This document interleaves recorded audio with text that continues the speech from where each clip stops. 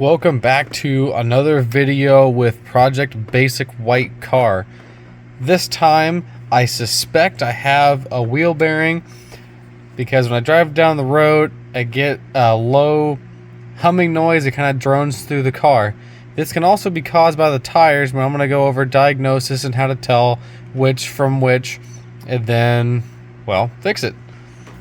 So let's go for a drive and see if my camera can even pick it up.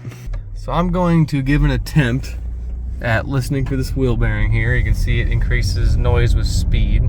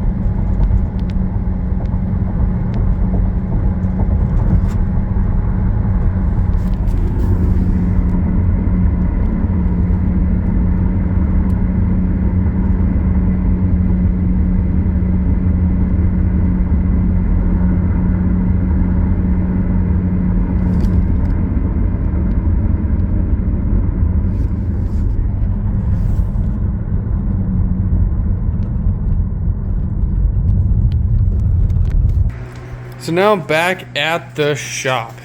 First thing you want to look at is tires. Are they feathered? Do they have a weird wear pattern? If I can get here, you can see the inside of this tread. This part right here is a little bit higher than this part. You can see there, this kind of wear can make a noise. I'm not sure if this is my noise or not. The only real way to confirm that is to rotate the tires to see if the noise moves. If it does, well, you just find your problem. But as I can load and unload the noise from turning corners, that points towards a wheel bearing rather than tires. So this is the left front, this is the left rear. This one kind of has that same choppy wear pattern. Got some alignment problems going on with this thing. Got right rear, same sort of choppy wear pattern. Once again, probably some toe issues going on. The rest of the tire is just fine. And last but not least, right front. Same sort of wear pattern. And it very well could be tires because I can't really pinpoint the noise. It sounds like it's coming from the left front, but once again, it's kind of droning through the whole car. So now with a basic tire inspection done, I'm gonna put the car on 4 jack stands and spin the wheels with the engine running, and then listen to it with a stethoscope. You can hear if the bearing is actually running dry or not, and that's the best way to ever diagnose a wheel bearing, unless of course it's obviously loose. So I'm gonna pick the subframe here. I can see this is the subframe square, goes all the way around, got 4 bolts on it. I'm gonna pick it up right in the center, and hopefully get a jack stand on each end of the each side of the subframe. So you want to get this as high as you can safely get it, because you're going to be crawling underneath of it while it's running with the wheels spinning.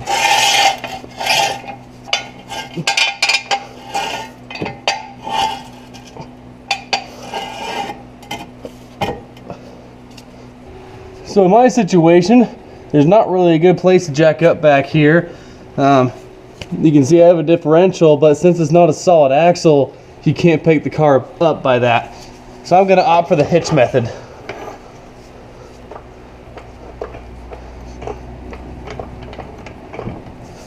Go ahead and stick this under this side of the hitch here.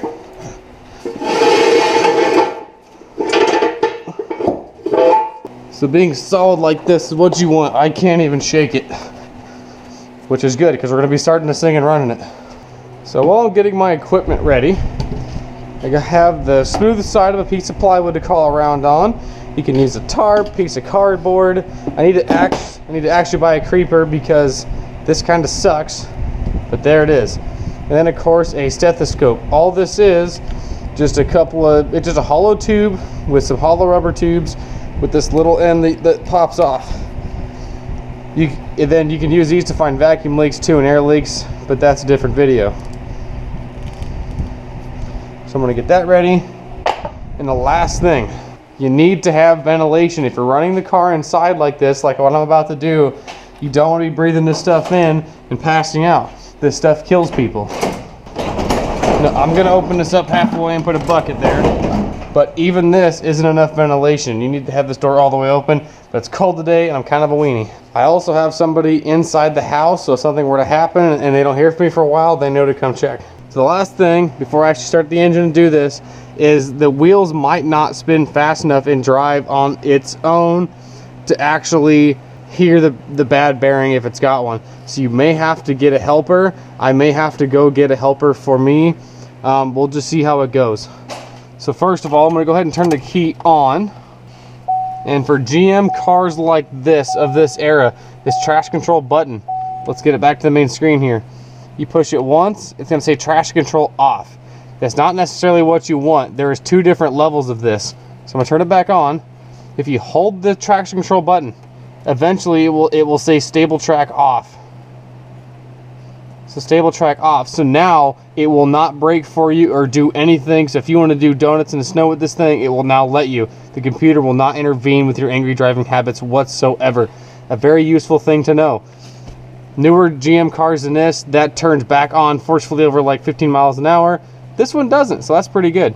Anyway, so if you don't turn that on, sometimes codes can set or the wheels won't spin fast enough because it being in the air like this, it confuses the computer, and sometimes it will hit the brakes and try to slow the wheels down, trying to accelerate slower than what it thinks it's looking for. So now that I have that off, you can do this after you start it too. I just did it off, so to have it running for the least amount of time. Either way is fine. It fires up. I'm gonna put my hand on the brake, put it in drive. There we go. You can see the wheels are going about 10 miles an hour. Usually you want to do about 40 or 50 miles an hour to do this. I don't hear the noise in the car until about 30, so I'm guessing this isn't going to work. Oh, and notice how that just locked when I shut the door. Make sure to roll the window down, because if this would have been locked, I'd have been screwed. See this spinning drive shaft going towards the back? I got 4 spinning CV axles, a spinning drive shaft. Anything loose, sweatshirt strings, long hair, make sure you stay far away from this thing. Once again, these machines don't have feelings. They will kill you and they will not feel bad about it. So be very, very careful when you're doing this stuff. With the wheels spinning, take the end of this thing and put it right on a bolt. I can't hear jack squat, so I'm gonna go get a helper. I'm gonna put it in neutral, then shut it off, make sure the wheels stop turning, and then put it in park to not damage the parking pawl of the transmission. And now I can turn the key all the way off and I'm good to go. So now we're under the car. I'm gonna attempt to hold this on the phone so you guys can hopefully hear what I'm hearing. I'm right on a wheel bearing bolt. And then if you go to transmission parts, you can hear if the transmission bearing is bad. Go over here. And then the transfer case. Now I'm gonna go to the back. So once again, I have spinning parts here. Be careful of it. So I go here to the wheel bearing. Be careful of the spinning tire.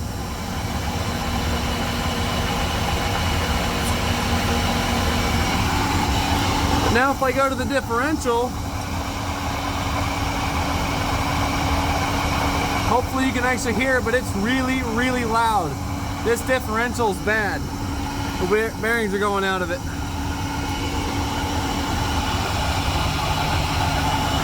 And you can see where fluid has leaked out of it, and it's probably the reason.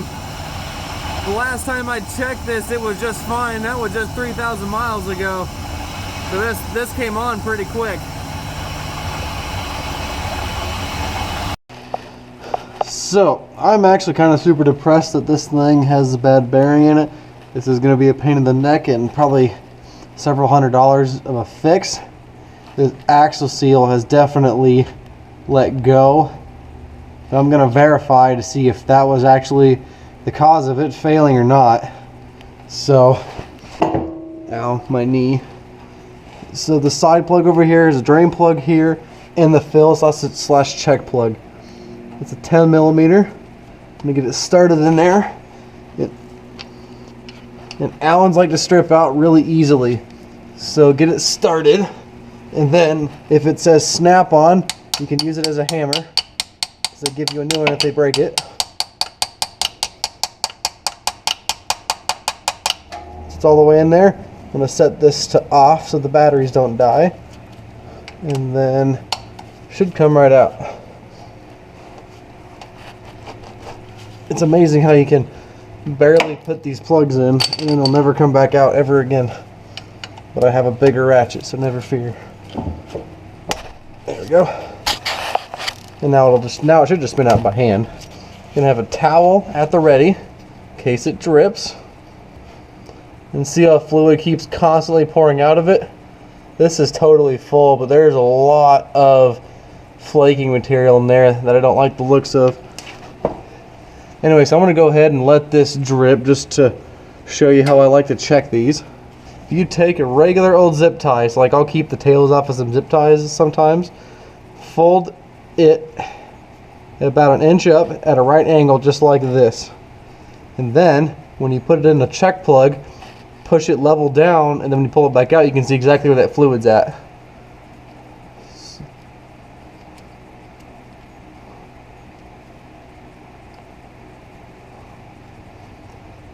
Kind of got a feel to it, but there, I got it sitting flat. Pull it back out. You can see it's completely full on both sides, and there is metallic flakes in all of this. You can see it shining back at me. So this differential is a goner. Bearings inside of it are bad. I'm sure somebody out there can rebuild it, but that's not what I will do. But there you go. That's how you diagnose noise. This explains why the noise was more drony rather than one of the corners. It sounded like left front, but that definitely wasn't the case. So not really sure why this failed, to be honest with you. It's clear full of fluid. So I'm going to run this all the way back in by hand, and I'm going to use the shorter ratchet because this doesn't need to be real tight. There's no need for it to be tight, especially if it's a pipe thread. And then just bottom it out, and then a little snug. That's all you need. I'm going to put this back in off, kind of get it broke loose, and kind of wiggle it out. I put constant pressure with my fingers outwards on the Allen socket while wiggling it back and forth. It just works it right out. So if you want to use brake clean on this to clean it off, great. I'm just going to give it a quick wipe. If you like this video, if it helped you out, feel free to give it a like and subscribe.